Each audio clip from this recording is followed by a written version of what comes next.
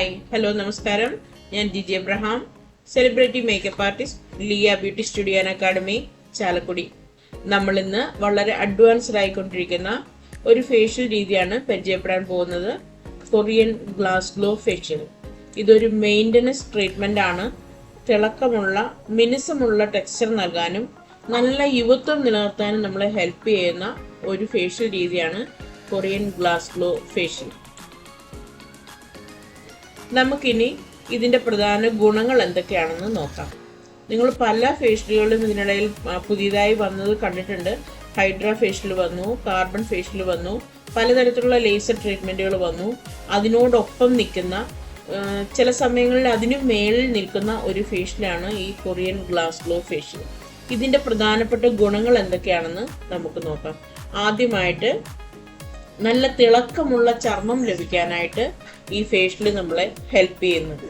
ചർമ്മത്തിലെ മങ്ങിയതും ജീവൻ കുറഞ്ഞതുമായിട്ടുള്ള ഈ അവസ്ഥയെ മാറ്റി നല്ല ഒരു മോയ്സ്ചറൈസിങ് എഫക്റ്റ് നൽകാനായിട്ടും നല്ല തിളക്കം നൽകാനായിട്ടും ഈ ഫേഷ്യൽ നമ്മളെ വളരെയധികം ഹെൽപ്പ് ചെയ്യുന്നു. അടുത്തതായി പറയുകയാണെന്നുണ്ടെങ്കിൽ ചെറിയ കുരുക്കൾ, അതുപോലെ പിഗ്മെന്റേഷൻ തുടങ്ങിയവ നീക്കം ചെയ്യാനായിട്ട് വളരെ നല്ല ഒരു ഫേഷ്യലാണ് ഈ കൊറിയൻ ഗ്ലാസ് ഗ്ലോ ഫേഷ്യൽ എന്ന് പറയുന്നത്. അതുപോലെ തന്നെ ത്വക്ക്, നമ്മുടെ സ്കിൻ വളരെ നല്ല മിനുസമുള്ളതായി തീരാനായിട്ടും നല്ല തിളക്കത്തോടെ ഏറെ നാൾ നിലനിൽക്കാനായിട്ടും ഇത് നമ്മളെ ഹെൽപ്പ് ചെയ്യുന്നു. അതുപോലെ തന്നെ ചർമ്മത്തിൻ്റെ ഇവൻ ടോണായി നിലനിർത്താനും നല്ല ഒരു ഹൈഡ്രേറ്റിംഗ് എഫക്റ്റ് ഫീൽ ചെയ്യാനും നമ്മളെ ഹെൽപ്പ് ചെയ്യുന്നു. അടുത്തതായിട്ട് പറയുകയാണെങ്കിൽ കൊളാജിൻ പ്രൊഡക്ഷൻ വർദ്ധിക്കുന്നത് വഴി നല്ല ഉറപ്പും മൃദുത്വവും ലഭിക്കുന്നു. നല്ല ഒരു യുവത്വം നിലനിർത്താനായിട്ടും വളരെയധികം ഹെൽപ്പ് ചെയ്യുന്നുണ്ട്.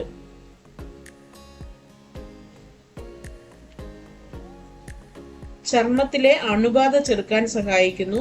അതുപോലെ തന്നെ ഇതിനകത്ത് ആന്റി ഇൻഫ്ലമേറ്ററി ഘടകങ്ങൾ ധാരാളം ഉള്ളത് കൊണ്ട് ഈ ഫേഷ്യൽ വളരെ എഫക്റ്റീവായിട്ട്, ഇവൻ പിമ്പിൾസ് ഉള്ളവരാണെങ്കിലും പിഗ്മെന്റേഷൻ ഉള്ളവരാണെങ്കിലും ഒരുപോലെ എഫക്റ്റീവായിട്ട് പ്രവർത്തിക്കുന്ന ഒരു ഫേഷ്യലാണ് ഈ കൊറിയൻ ഗ്ലാസ് ഗ്ലോ ഫേഷ്യൽ എന്ന് പറയുന്നത്. ഇതൊരു ആന്റി ഏജിങ് ട്രീറ്റ്മെന്റ് ആയിട്ടും നമുക്ക് യൂസ് ചെയ്യാവുന്നതാണ്. ചുളിവുകൾ മാറ്റാനും ലൈനുകൾ ക്ലിയർ ചെയ്യാനായിട്ടും വ്രിങ്കിൾസ് കവർ ചെയ്യാനായിട്ടും ഒക്കെ നമുക്കിതൊരു ആന്റി ഏജിങ് ട്രീറ്റ്മെന്റ് ആയിട്ടും ഈ ഫേഷ്യലിനെ കാണാവുന്നതാണ്.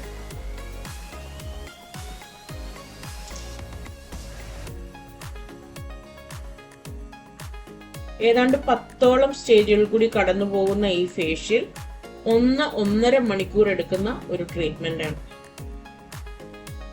നമുക്കിനി ഇതിന്റെ സ്റ്റെപ്പുകൾ എന്തൊക്കെയാണെന്ന് നോക്കാം. ആദ്യമായിട്ട് ക്ലെൻസിങ് ആണ്.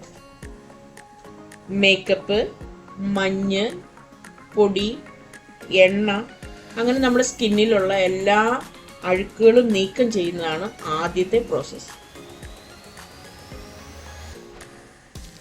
രണ്ടാമതായിട്ട് എക്സ്ഫോളിയേഷൻ ആണ്. ഒരു ജെല്ല് ഉപയോഗിച്ചിട്ട് നമ്മൾ എക്സ്ഫോളിയേറ്റ് ചെയ്യാം. കൂടുതലും ഈ ഫേഷ്യലിനകത്ത് ജെല്ല്, സിറംസ് അങ്ങനെയൊക്കെയാണ് യൂസ് ചെയ്യുന്നത്. ജെൽ എക്സ്ഫോളിയേറ്റർ ഉപയോഗിക്കുന്നത് വഴി ചർമ്മത്തെ നല്ല മിനുസമുള്ളതാക്കാൻ ഹെൽപ്പ് ചെയ്യുന്നു. മൂന്നാമത്തെ സ്റ്റെപ്പ് എന്ന് പറയുന്നത് ടോണിങ് ആണ്. ചർമ്മത്തിൻ്റെ pH ബാലൻസ് നിലനിർത്താനായിട്ട് ഇത് വളരെയധികം ഹെൽപ്പ് ചെയ്യുന്നു.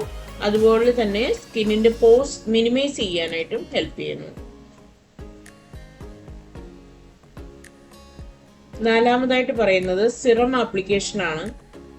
സ്കിൻ നല്ല ഹൈഡ്രേറ്റഡ് ആയിട്ടിരിക്കാനായിട്ടും നല്ല ബ്രൈറ്റനിങ് എഫക്റ്റ് കാണിക്കാനും അതുപോലെ തന്നെ ആന്റി ഏജിങ്ങിനും വേണ്ടിയാണ് നമ്മൾ ഈ സിറം ഉപയോഗിക്കുന്നത്.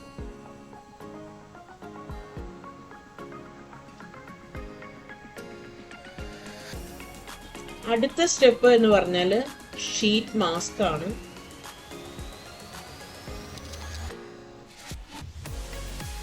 കൊറിയൻ ഷീറ്റ് മാസ്ക് ഉപയോഗിച്ചിട്ട് ധാരാളം പോഷക ഘടകങ്ങൾ അടങ്ങിയ ഈ മാസ്ക് നമ്മൾ അപ്ലൈ ചെയ്യുന്നത് വഴി സ്കിന്നിന് വളരെയധികം തിളക്കവും മിനുസവും നൽകാനായിട്ട് ഹെൽപ്പ് ചെയ്യുന്നു.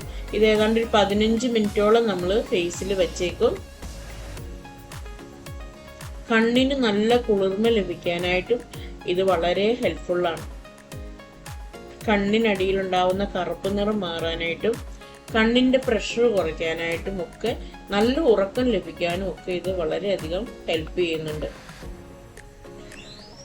ഒരു 35-40 എന്നുള്ള പ്രായമൊക്കെ ആകുമ്പോഴത്തേക്കും കണ്ണിനടിയിലുണ്ടാവുന്ന ധാരാളം ചുളിവുകൾ, കണ്ണിനടിയിലുണ്ടാവുന്ന പിഗ്മെന്റേഷനൊക്കെ കവർ ചെയ്യാൻ ഈ ഫേഷ്യൽ വളരെയധികം പ്രയോജനം ചെയ്യുന്നു.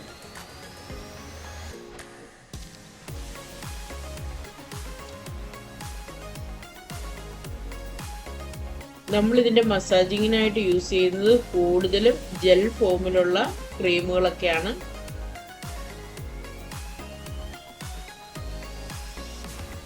അടുത്ത സ്റ്റെപ്പ് എന്ന് പറയുന്നത് ഒരു മോയ്സ്ചറൈസറാണ്. ചർമ്മത്തിന് മൃദുത്വം നൽകാനായിട്ടും നല്ല ഹെൽത്തി സ്കിന്നായിട്ട് നിലനിർത്താനായിട്ടും ഈ മോയ്സ്ചറൈസർ നമ്മളെ ഹെൽപ്പ് ചെയ്യുന്നു.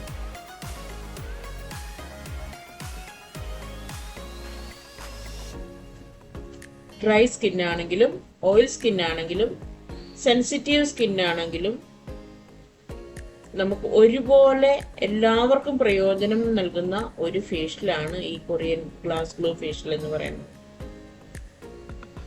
ഡ്രൈ സ്കിന്നുകാരാണെങ്കിൽ നമ്മൾ അവസാനം ഗ്ലോ എൻഹാൻസിങ് ആയിട്ടുള്ള ഓയിൽ യൂസ് ചെയ്യുന്നു. അത് ഈ ഫേഷ്യലിൻ്റെ ഒരു എഫക്റ്റ് കുറച്ചധികം നാൾ നിലനിൽക്കാനായിട്ട് ഹെൽപ്പ് ചെയ്യും. ഓയിൽ സ്കിന്നുകാരാണെന്നുണ്ടെങ്കിൽ നമ്മൾ ഈ ഓയിലിന് പകരം ലോഷനാണ് അപ്ലൈ ചെയ്യുന്നത്.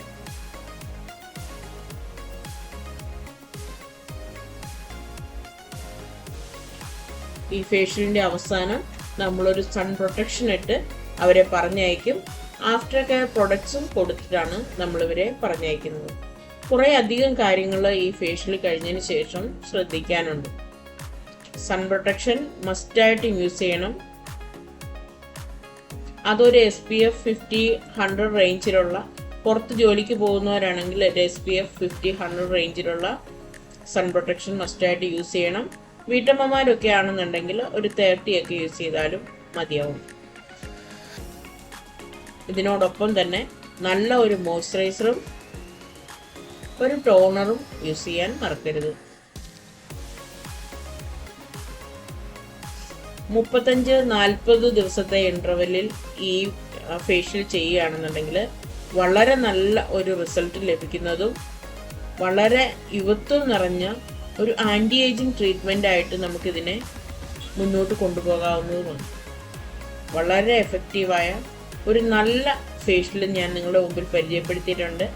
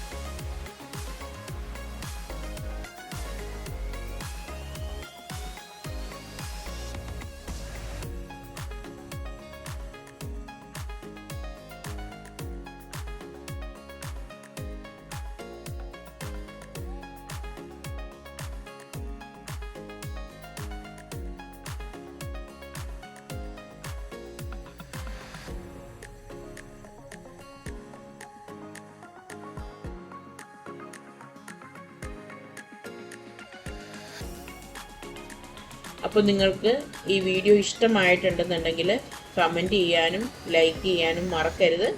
അടുത്തൊരു വീഡിയോയിൽ പുതിയൊരു സബ്ജക്റ്റായിട്ട് നമുക്ക് കണ്ടുമുട്ടാം. അതുവരെ താൽക്കാലികമായി ഇവിടെ പറയുന്നു, നിങ്ങളുടെ സ്വന്തം ജിജി എബ്രഹാം. Thank you.